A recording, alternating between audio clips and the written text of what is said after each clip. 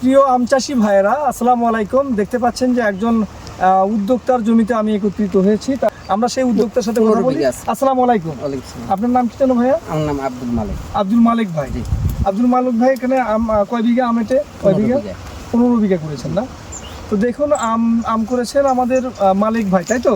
মালিক ভাই আম চাষ করেছেন এখানে 15 বিঘা। এখানে ব্যাপক কিন্তু আমে যে রোগগুলো হয়, অ্যানথ্রাকনোজ, পাউডারি মিলডিউ, সমস্ত রোগী এখানে যা দরকার সবই আছে এখানে।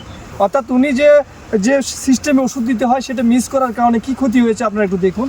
যে ওনার কিন্তু পুরো মহালাগা যে রোগটা, এক কথায় বলে যে একদম কালো হয়ে একদম ঝরে যাচ্ছে, এবং অসংখ্য হপার পোকা। অর্থাৎ যে হপার পোকা আমাদের সবথেকে আমের সবথেকে ক্ষতিকারক পোকা, সে হপার পোকা, অসংখ্য পোকা। তার মানে এই 15 বিঘায় উনি যে আম চাষ করেছেন, এই আম কিন্তু উনি সঠিক পরামর্শে করতে পারেননি। তাহলে ওনার কি উচিত ছিল যে উনি এই রোগগুলো বা হপার পোকার জন্য ওষুধ দেওয়া উচিত ছিল। আজকে ভিডিও করার উদ্দেশ্য হলো যে আমরা যারা আম চাষ করি, ওনাদের মতো যারা উদ্যোক্তা, এবং পাশাপাশি যারা আমরা বাড়িতে আম চাষ করি, 2-1টা গাছ সবারই আছে। এমনকি এখন বর্তমান কিন্তু ছাদেও কিন্তু 2-1টা গাছ সবার আছে কি না? সবার আছে। তাহলে আমরা যদি এই বিষয়টা না জানি যে কোন সময় ওষুধ দিয়ে আমাদের এই রোগগুলো হবে না বা আমাদের আমগুলো ভালো থাকবে, এই বিষয় যদি না থাকি, তাহলে কৃষি ব্যবসায় কিন্তু লাভ করতে পারবো না। তো দেখুন, উনি যে মিসটা করছে, যে স্প্রেটা মিস করছে, সেটা আমরা একটু এই সামনে গাছ থেকে দেখাই আপনাদের। আপনারা যদি দেখেন যে আমের মুকুল যখন বের হয়ে যায়, মাসুদ এই পারে আসে না।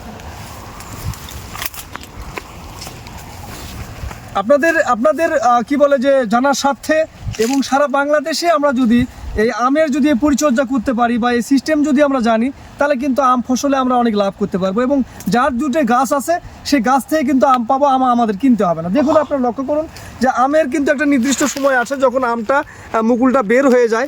বের হওয়ার পর কিন্তু এরকম নাক ফুলের মতো হয়ে থাকে। ভালো করে দেখুন, আপনারা ফোটেনি এখনও। যেমন এর পাশেই কিন্তু এই মুকুলটা কিন্তু ফুটে গেছে, কিন্তু এটা কিন্তু এখনও ফোটে নাই।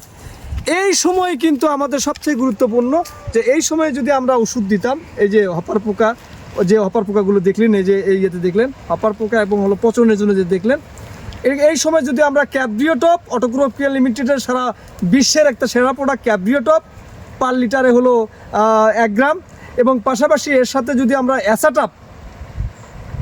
অ্যাসাটাপ পার লিটারে 1 গ্রাম করে যদি আমরা ব্যবহার করতাম এই অবস্থা, নাক ফুল অবস্থায়, তাহলে কিন্তু ফোটা পর্যন্ত আমাদের আর কিছু দেওয়া লাগতো না। এবং এই মহালাগা হয়ে যেটা হয়ে যাচ্ছে, যে একদম পুড়ে যাচ্ছে, এই সমস্যাটা কিন্তু হতো না। তাহলে কৃষি ব্যবসায় এই বিষয়গুলো জেনে আমাদের মাঠে নামতে হবে। উনি উদ্যোক্তা, উনি কিন্তু সঠিকভাবে পদক্ষেপ নিতে পারেনি, যার কারণে এই ক্ষতিটা হয়েছে। তো ওনাকে যে জিনিসটা দিতে বলতেছি পরবর্তীতে, সেটা আমরা ওনাকে পরামর্শ দিলাম। আপনি এখন যে জিনিসগুলো দেবেন আমরা লিখে দিচ্ছি, সেগুলো দিলে আপনার মোটামুটি একটা ওভারকাম হবে। কিন্তু ভুল কিন্তু আপনি করে গেলেন।